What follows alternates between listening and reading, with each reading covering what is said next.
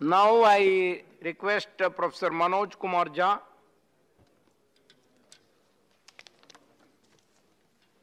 शुक्रिया vice chairman साहब, thank you so very much. मैं अपने दल राष्ट्रीय जनता दल की ओर से राष्ट्रपति जी के महामहिम के अभिभाषण के प्रस्ताव पर अपना पक्ष, दल का पक्ष रखने खड़ा हुआ।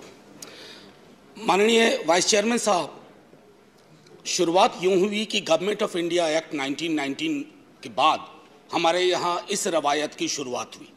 उससे पहले हमारे यहाँ ये परंपरा नहीं थी।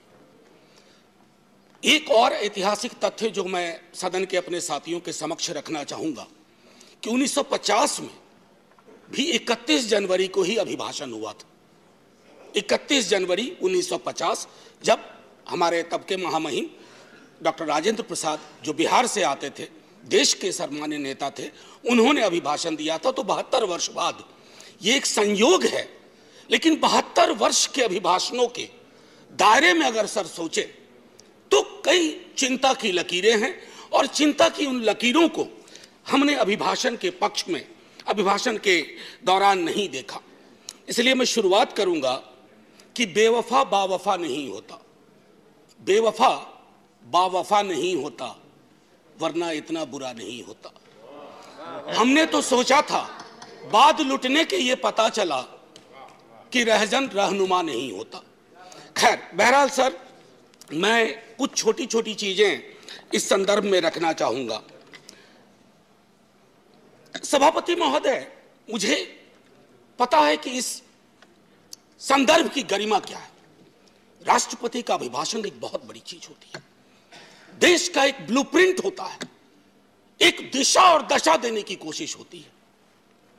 हम विपक्ष में हैं, लेकिन देश की दशा और दिशा से चिंतित अगर हम हैं तो अभिभाषण की पंक्तियों में भी वो चिंता की लकीरें दिखनी चाहिए थी। जब वो चिंता की लकीरें नहीं दिखती हैं तो एहसास होता है। कभी कभी मैं सोचता हूं माननीय सभापति महोदय कि महामहिम सोते जागते अपने सलाहकारों से बात करते, टेलीविजन देखते, सोशल मीडिया देखते, संवाद करते, क्या उनको नहीं लगता होगा कि देश के विजुअल्स बहुत अच्छे नहीं है? छात्रों पे आंसू गैस के गोले क्या मांग रहे थे? चांद नहीं मांग रहे थे, नौकरी मांग रहे थे। और वो 2 करोड़ वाला भी नहीं मांग रहे थे, कह रहे थे बाकी वाला बचा हुआ दे दो। आपने लाठियां बरसाई। तो मैं ये सोचता हूं कि महामहिम के अभिभाषण में अगर इस तरह की चिंता ना हो तो सर, भाषण ना कागज का पुलिंदा लगता है, और अच्छा नहीं लगता है उसे कागज का पुलिंदा कहना। दूसरी चीज माननीय सभापति महोदय, कोरोना पर मैंने विस्तार से इस सदन में चर्चा की है।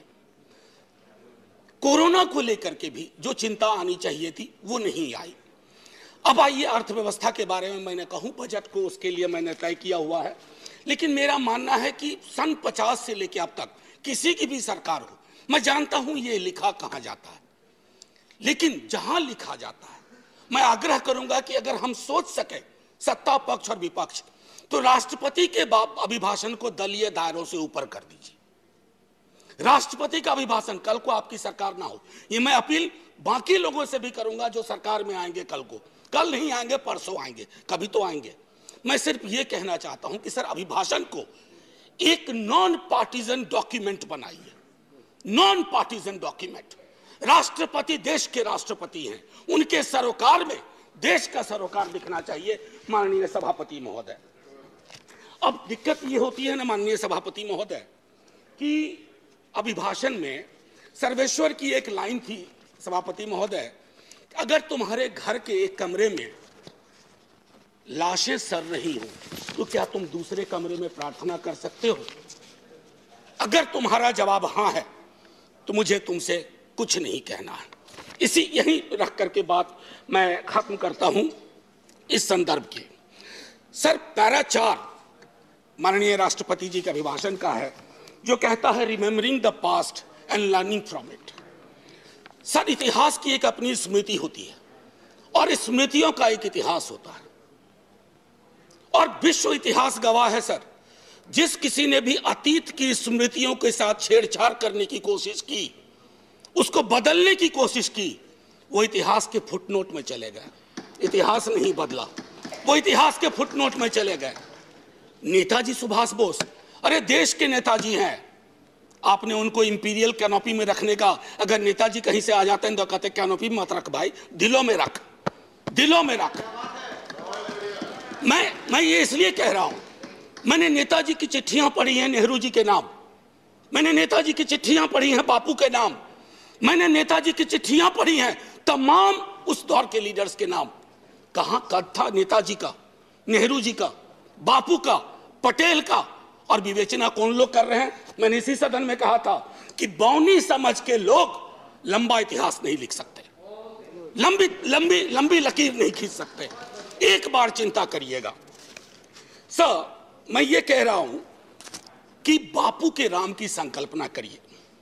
अच्छा, इससे पहले एक हल्के में एक बात कहूं माननीय सभापति महोदय, मैं कभी कभी सोचता हूं 1952 में पहला चुनाव लड़ा हमने सर, 52 में हम पार्टीशन से निकल के आए थे, पीड़ा थी बहुत, लाखों लोग मारे गए उधर और लाखों लोग मारे गए इधर। लेकिन सर 52 का चुनाव हुआ था समावेशी विकास पर, रोजगार पे। 70 साल बाद हम चुनाव लड़ रहे हैं किस चीज पे? देख लीजिए। मुझे तो कभी कभी ताज्जुब होता है कि पाकिस्तान में चुनाव हमारे नाम पे नहीं होता है, लेकिन हमारे यहां चुनाव पाकिस्तान के नाम पे होता है। अब मैं तो कह रहा हूं कि जिन्ना कहीं भी होंगे सोच रहे होंगे कि जो जीते जी मैंने नहीं पाया, भाजपा वालों ने मुझे मरने के बाद दे दिया। ये मैं समझता हूं हम सब के लिए सर चिंता का विषय होना चाहिए। सर मैंने कहा था कि बापू के राम, जब इतिहास की बात करते हैं सर, ये किताब है प्रार्थना खंड, बापू की किताब है, बापू की प्रार्थनाओं का संकलन है। मैं आग्रह करूंगा सब पढ़ें। जब नोआखोले से लौट के आए बापू, बहुत पीड़ा थी, उन्होंने अपना प्रार्थना बदल दिया।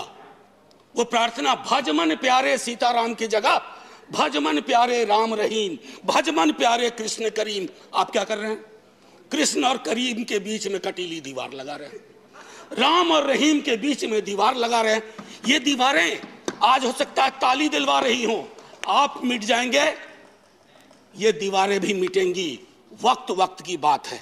बस एक बार सोचेगा जरूर, क्योंकि बापू पे माल्यार्पण आप भी करते हैं और बहुत, बल्कि आप चश्मे पे कर दिया, आपने महदूद कर दिया। बापू का चश्मा लीजिए, बापू को चश्मे में मत रखिए, ये मेरा आग्रह होगा। एक चीज तो ये थी सर, माननीय सभापति महोदय, कोविड के संदर्भ में मैं बोलूंगा नहीं, मैंने पहले ही कहा, इश्तेहारबाजी हो रही है। जो सरकारें, मैं सिर्फ केंद्र को नहीं कह रहा हूं, जो सरकारें कोविड के वक्त में नदारद थी, सोशल मीडिया गवाह है, वो सरकार 4 पन्ने का इश्तेहार दे रही है। अब पहले नेता लोग काम करते थे तो लोग कहते थे अरे सोच दम ईमानदार है, काम दमदार है। अब लगता है दूसरे का भरोसा नहीं, खुद ही छपवा दो, सोच ईमानदार काम दमदार। अरे लोगों को बोलने दीजिए। अब देखिए सर, दूसरी चीज कोविड के संदर्भ में मैं आपको कहूंगा, जब आप कहते हैं ना कि फलाने की तुलना में यहां इतने कम मरे वगैरह, 18 से तुलना करते हैं सर, जिन परिवारों के चिराग गुम हुए ना, उनके लिए मौत आंकड़ा नहीं है सर। मेरी बेटी की एक साथ में लड़की पढ़ती थी, 2 बेटियां थी, माता पिता 1 हफ्ते के अंदर दुनिया से चले गए। उसको नंबर बताएंगे हम कि ये आंकड़ा है तुम्हारे बाबूजी का, ये आंकड़ा है तुम्हारी मां का। ये नहीं होना चाहिए सर, इतनी तो संवेदनशीलता होनी चाहिए, सरकार किसी की भी हो सकती। सर समानता और बंधुत्व के संदर्भ में बाबा साहब भीमराव अंबेडकर की चर्चा की गई है। सर मैं क्या कहूं, ये महादेव गोविंद रानाडे लेक्चर है। बस मैं कहना, बाबा साहब ने एक बात बार बार कही थी, वो कही थी कि भैया डेमोक्रेसी को सबसे बड़ा खतरा है हीरो वर्शिप, उससे बचा लेना। लेकिन हमने क्या किया है, पूरी की पूरी डेमोक्रेसी को हीरो वर्शिप में तब्दील की है। आप कहिएगा पहले भी हुआ था, अरे जब पहले हुआ तो अच्छा नहीं था, अगर आज हो रहा है तो बुरा है। क्या हो गया सर, आजकल देखिए शब्दावली बदल गई है। वाजपेयी जी की सरकार एनडीए गवर्नमेंट कही जाती थी, या आपकी भी सरकार शुरू में जब बनी थी तो एनडीए गवर्नमेंट या बीजेपी गवर्नमेंट, अब कहते हैं मोदी गवर्नमेंट, अब हो गई है केजरीवाल गवर्नमेंट। सर ये जो बीमारी है ना, पूरी सरकार व्यक्ति केंद्रित हो जाएगी ना सर, तो डेमोक्रेसी में दिक्कत क्या हो जाती है कि डेमोक्रेसी को सबसे बड़ा खतरा डेमोक्रेसी को सबसे बड़ा खतरा कल्ट से होता है। If a leader becomes a cult, first the internal democracy is destroyed, then democracy everywhere is destroyed and everybody will suffer. आज भूपेंद्र जी ने किताब लिखी है राइज ऑफ बीजेपी। मैं समझता हूं बीजेपी कहीं अगर ऐसे हालात रहे, he has to write another book, fall of BJP. Sir, अब मैं ये कहना चाहता हूं, जब प्रजातंत्र का मूल है अपने साथियों के लिए आदर और सम्मान की भावना। प्रोफेसर जी, में बहुत अच्छा लगता आपका टाइम। सर मैं बस एक आध 2 मिनट लूंगा, उससे ज्यादा नहीं।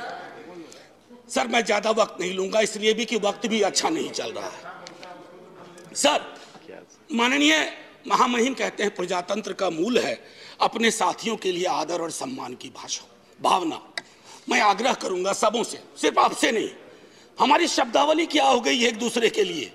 हम युद्ध की शब्दावली का इस्तेमाल करते हैं, हम चुनाव लड़ते हैं एक दूसरे के खिलाफ। किस तरह की शब्दावली का बिहार चुनाव में प्रयोग हुआ और किस तरह की शब्दावली का अभी चुनावों में प्रयोग हो रहा। अरे चुनाव कोई जीते, कोई देशद्रोही नहीं है इस देश में। हमारे आपकी संकल्पना में फर्क हो सकता है।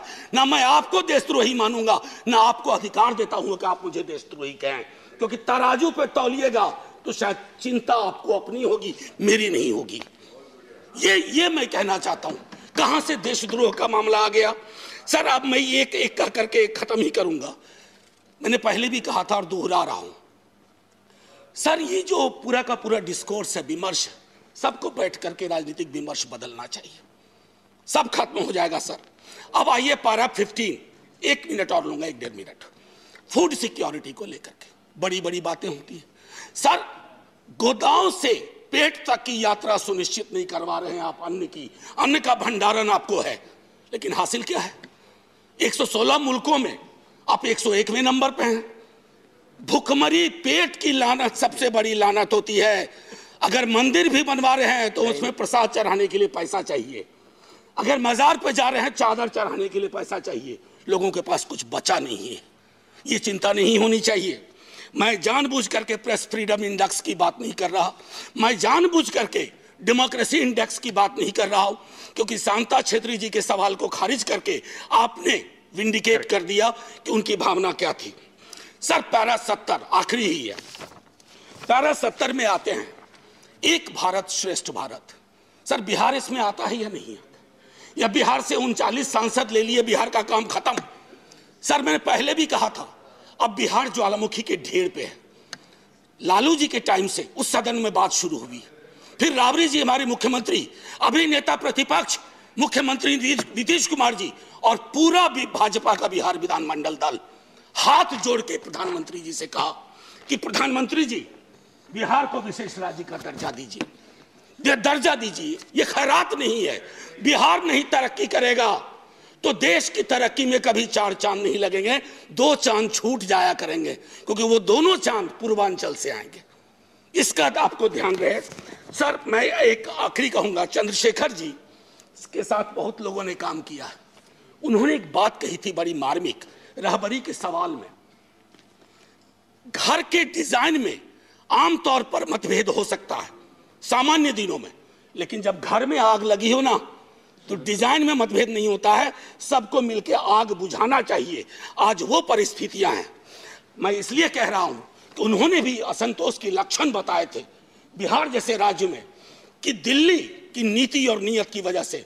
मैं आपसे आग्रह करूंगा आपके माध्यम से कि महामहिम संज्ञान लें। और आखिरी सर, ये किताब है, मैं आग्रह करूंगा कश्मीर के बारे में। मेरे दोस्त, मैंने बार बार ये कहा है कि कश्मीर जमीन का टुकड़ा नहीं है, जम्मू जमीन का टुकड़ा नहीं है, लद्दाख जमीन का टुकड़ा नहीं है।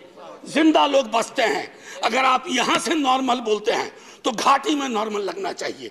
और मैं इसलिए भी कहूं कि ये लाल चौक एक यंग लड़के ने लिखी है, सर, बिहार का लड़का है, उसने ये बात लिखी है और कहा है कि नॉर्मैलिटी कैसे रिस्टोर की जा सकती है। सब पढ़ें।